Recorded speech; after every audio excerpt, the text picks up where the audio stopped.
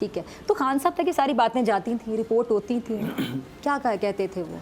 कहते थे सबूत लेकर आओ। जस्ट मेरा ख्याल है ये बात रुक कहाँ पे जाती थी? खान साहब ने तो हमेशा ये बात की थी ना कि करप्शन का खात्मा करना है। आते आते इन्होंने इतने केसेस बना लिए थे, फिर वो जो अब जो हुकूमत है वो तब की ऑपोजिशन वो नैब न्याजी गठजोड़ के जो ताने देती थी नैब के हवाले से, उनका ज्यादा फोकस जो था ना वो टारगेटेड जो हैं पॉलिटिकल लोग उनकी, जिस तरह नैब के केसेस थे उनकी तरफ था, जिन नैब के केसेस से या ये बोलो। लेकिन वो तो कहते थे नैब इंडिपेंडेंट इदारा है।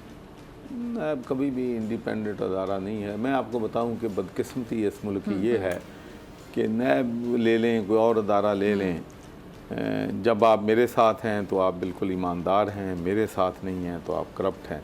ये जो कल्चर है, इस कल्चर ने हमें तबाह कर दी। देखें यूरोप में क्या फ़र्क है, यूरोप में फ़र्क ये है कि अगर वो पार्टी का लीडर भी कोई गलत काम करे तो पार्टी के लोग उसके ख़िलाफ़ खड़े हो जाते हैं।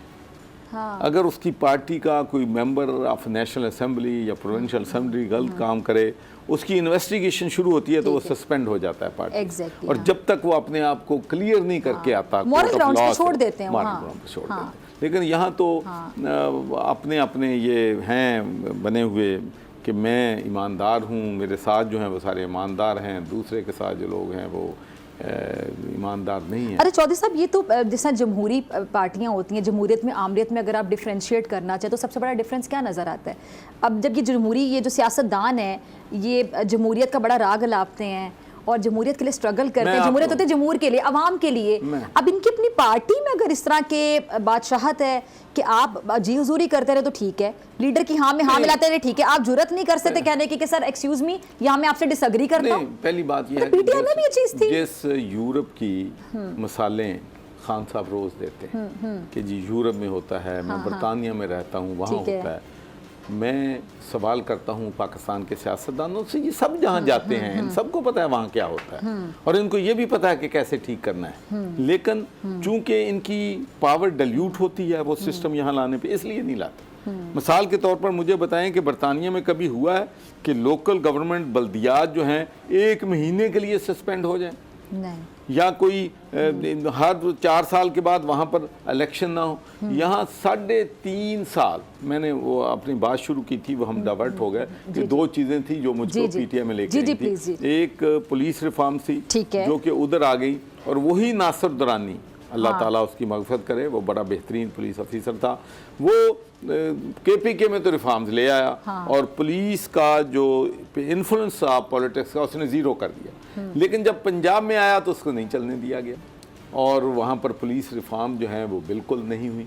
फिर उसके बाद लोकल गवर्नमेंट सिस्टम, वहाँ पे डेवोल्यूशन ऑफ पावर आया केपीके में। पंजाब में 3.5 साल इलेक्शन ही, बल्कि बिल नहीं पास करे कि कौन सा सिस्टम हमने पंजाब में लेके आना है। तो मैं समझता हूँ कि ये गलतियाँ जो हैं वो हुई हैं जिसकी। अच्छा, एक और चीज़, आपके पास ओहदा बड़ा था, चाहे आपके इख्तिलाफ़ात थे, आप गवर्नर पंजाब थे, तो आप इस ओहदे से मुतमईन थे, सेटिस्फाइड थे, या फिर आप कुछ और करना चाहते थे? आपकी ख्वाहिश थी कि आप कहीं और ज़्यादा फिट बैठते हैं, सूटेबल है, या ये काम ज़्यादा बेहतर कर सकते हैं, या आप गवर्नर पंजाब ही रहना चाहते थे? मैं आपको अर्ज़ करूँ कि मैं गवर्नर पंजाब का ओहदा जो है जी वो मुझे पार्टी की लीडरशिप ने दिया था। देखें, जब आप मुतमईन थे या कुछ और करना चाहते थे? नहीं, मैं तो सच्ची बात है, मेरी तो जो एम्बिशन थी, मैं तो एनर्जी का टास्क लेना चाहता था।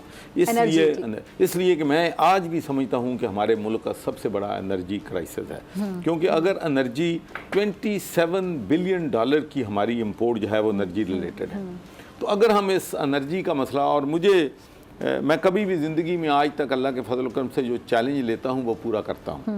अल्लाह मेरी मदद करता है, मैं नेक नीयती से काम करता हूँ। तो मेरी, चूँकि मैं वहाँ पर स्कॉटिश अफेयर सेलेक्ट कमेटी का चेयरमैन था और वहाँ पर जब एनर्जी का क्राइसिस आया था तो मुझे टास्क दिया गया था कि मैं रिकमेंडेशन करूँ कि किस तरीके से एनर्जी, तो मैं चाहता था कि मेरे पास एनर्जी आए। चाहत का इजहार किया था आपने किसी से? जी, मेरा ख्याल है कि अगर मैं गवर्नर ना बनाते तो मुझे यही शायद पोर्टफोलियो मिल जाता मेरे ख्याल। ठीक है, अच्छा। लेकिन देखें, एनर्जी की बात आप कर लें, मुझे बताएं कि आप एनर्जी जो है वो कोयल पे बना रहे हैं, आप एनर्जी फर्नेस ऑयल पे बना रहे हैं, आप एनर्जी गैस पे बना रहे हैं जो कि $बिलियन आपकी इंपोर्ट है। भाई, आपको अल्लाह ताला ने सनशाइन दिया है सारी मैंने यूनिवर्सिटियां सारी जो हैं सोलर पे कर दी।